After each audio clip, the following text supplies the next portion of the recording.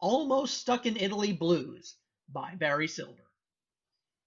My friend Dave, he warned me. When he heard that I was touring Italy in late February, he was concerned for my safety as the virus had just hit Europe. I assured him that I was traveling to southern Italy and that this coronavirus had been relegated to northern Italy. 3 emails later from him did not deter me from following through with my plans, which had been in the works for 8 months. Without incident, I arrived on a half-full plane to Sorrento.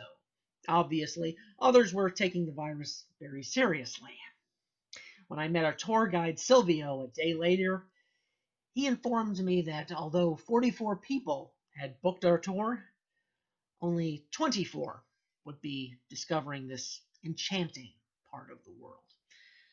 Hell, more room on the bus for me, I thought. Boy, I was correct. I had the whole back seat to myself.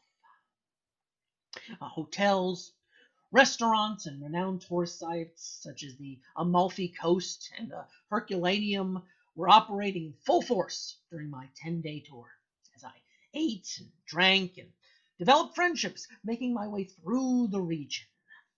But the trip did take on an ominous note, as I received daily reports from Silvio and the local TV stations.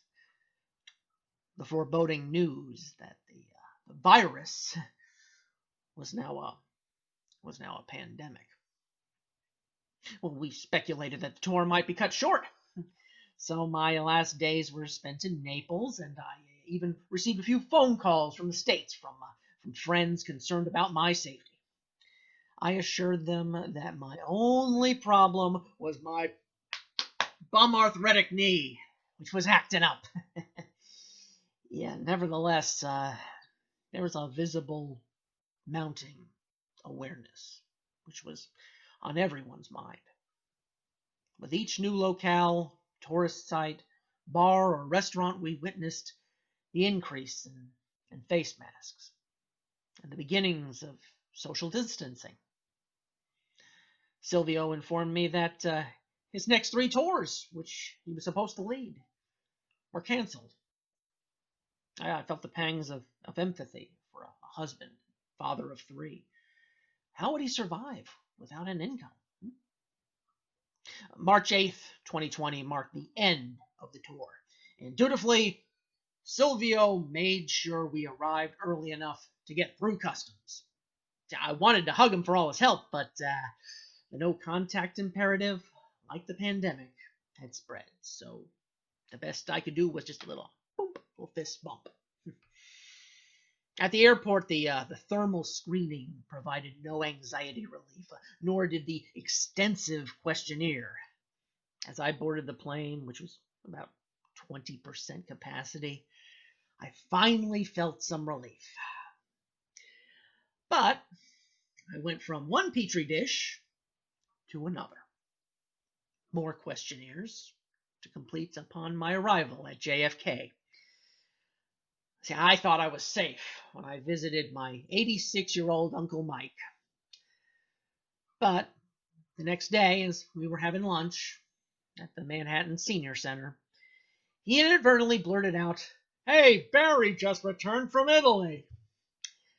The elderly woman sitting next to him looked at me as though I was an African American man at a Klan rally.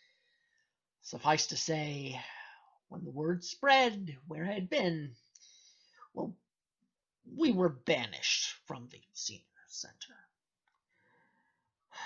Well, while boarding my flight back to Tampa, I made sure all luggage tags from Italy were removed.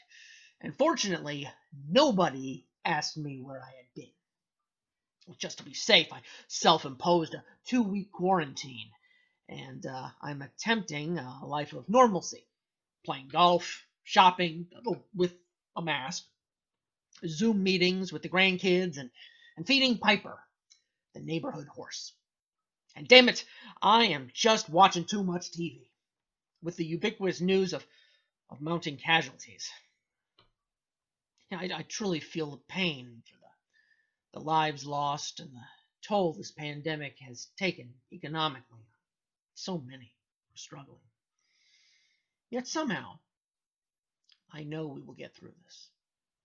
Perhaps, weirdly enough, I feel a personal sense of gratitude. Shit, I got out of Italy the day before they locked the country down. Mamma mia, bellissimo. And by the way, Dave, thanks for caring, but I made it back. Barely.